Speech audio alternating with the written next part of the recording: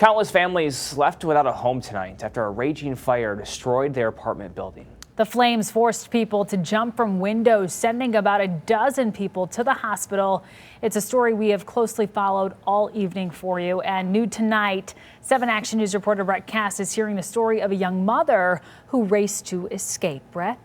Well, nearly 24 hours after this fire in Mount Clemens, that burnt smell still lingers in the air, and you can actually still hear some of the water gushing out of broken pipes here with this apartment complex now a total loss and more than a dozen families left without a home. An apartment complex with more than 20 occupied units breaking out into flames overnight.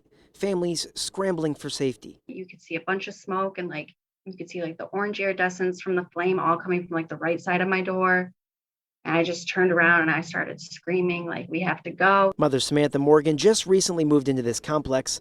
She could only grab a few belongings as she ran out the door, horrified at what she saw next. I remember just turning around and just looking at the building.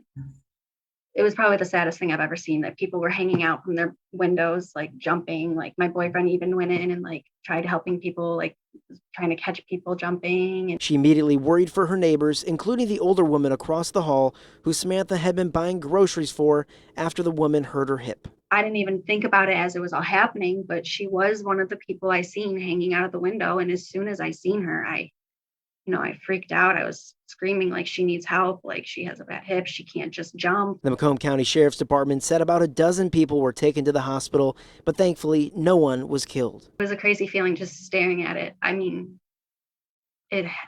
How fast it was moving. Everyone's stuff is just gone, just like that, blink of an eye. Samantha, her dog, and her 3-year-old son are now staying with her parents.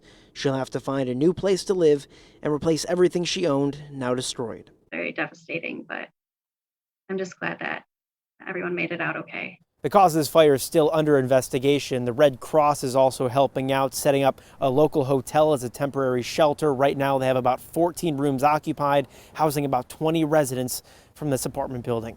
Reporting here in Mount Clemens, I'm Brett Cass, 7 Action News.